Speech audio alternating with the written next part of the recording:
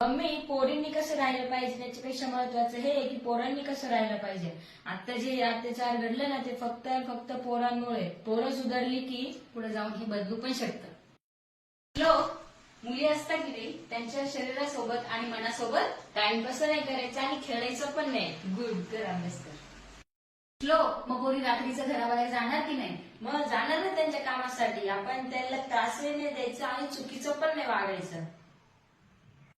श्लोक तुझे मित्र जर मुलींबद्दल काही वाईट साईट बोलत असतील तर सरळ सत करून काना खाली वाजून आणि मी पोरींबद्दल काय असं ऐकून घेणार नाही. चांगली पोरं अशी वागतात का, सरळ मैत्री तोडत. श्लोक तुला जर एखादी मुलगी रात्रीच्या वेळी घरी जाताना दिसली आणि ती जर घाबरलेली असेल तर मी त्या दिदीला बोलन, तू हो पुढं आम्ही हाय मागं, तू घरी पोचल्यावर आम्ही घरी जाऊ. बरोबर, म्हणजे तिला घाबरायचं नाही, तिला सेफ वाटलं पाहिजे.